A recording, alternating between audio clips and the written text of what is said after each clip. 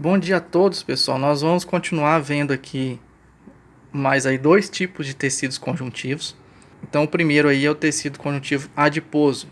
Bem rapidinho, né? Um tecido aqui rápido a gente comentar, mas é bom saber que o tecido adiposo ele é formado principalmente por células chamadas adipócitos, que são células que têm um núcleo pequeno e no seu citoplasma ela vai ter ali um vacúolo muito grande que vai reter gordura, né, lipídios, que vai acumular gordura. É interessante saber que a quantidade de células de gordura, por exemplo, de uma pessoa mais magra para uma pessoa mais gordinha, normalmente é quase que a mesma, né? A quantidade de células de gordura, a quantidade de adipócitos. Não varia tanto assim.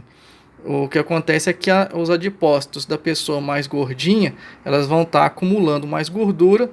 Eu lanchei sanduíche do cupim, batata frita, eu bebi o refrigerante, botei ketchup, mostarda, batata frita, sanduíche, bebi o refrigerante, batata frita e só.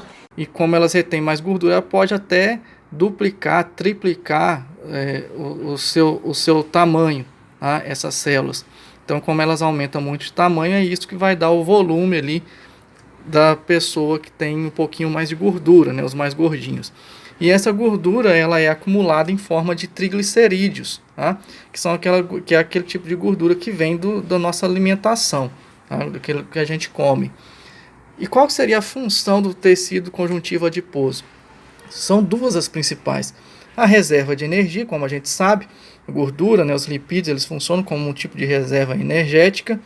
E também o isolamento térmico, como a gente sabe também que a gordura ela não é boa condutora de calor, então ela acaba funcionando como um isolante térmico. Isso aí é muito importante naqueles animais que vivem em climas muito frios. Tá?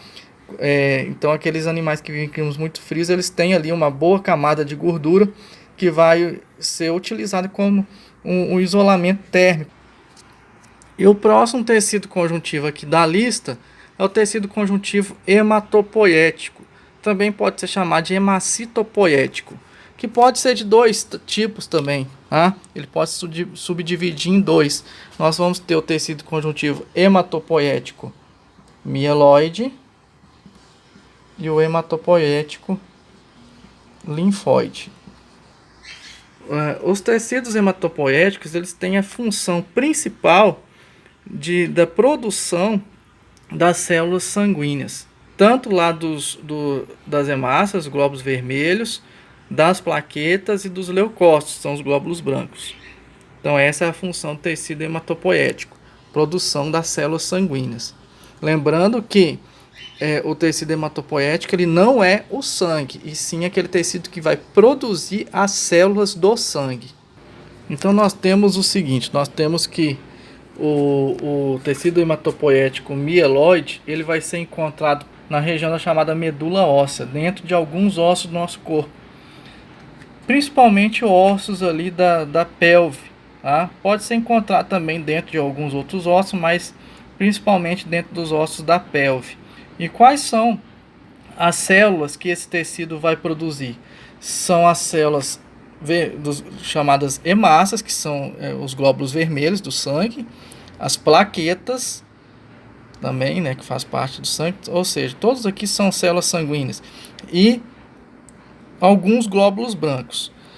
Desses glóbulos brancos a gente pode incluir ali os macrófagos, eosinófilos, aqueles glóbulos brancos que estão participando de processos inflamatórios, né, processos alérgicos.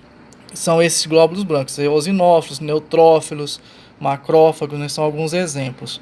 Enquanto que o tecido linfóide, ele vai ser encontrado num órgão chamado timo, que é um órgão que fica localizado junto com o osso do externo, no meio do peito, nos linfonodos que estão espalhados por todo o corpo, e também as tonsilas, né, as tonsilas palatinas, você vai ter também esse tecido, tá? Um pouco desse tecido. As tonsilas palatinas é que a gente tem assim dentro da garganta, que as pessoas conhecem como amígdalas, né?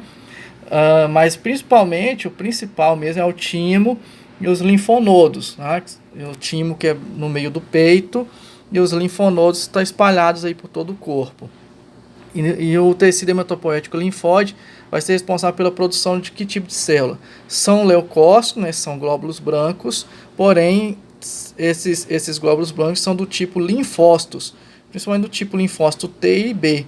São aquelas células responsáveis pela questão da produção de anticorpos, né? No nosso organismo. Interessante que às vezes pode acontecer um defeito na produção dessas células. Essas células elas podem começar principalmente aqui na medula óssea. Alguns desses glóbulos brancos da medula óssea pode começar a se produzir meio que infinitamente, e a gente chama isso aí de um câncer, conhecido como leucemia, que é o câncer do sangue. Aí é por isso que as pessoas que têm a leucemia, um dos tipos de combater o problema é o transplante da medula óssea.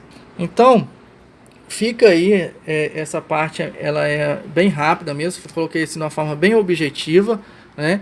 E importante saber que o tecido conjuntivo hematopoético é aquele responsável pela produção das células sanguíneas. Ele é subdividido em dois tipos, mieloide e linfóide, né?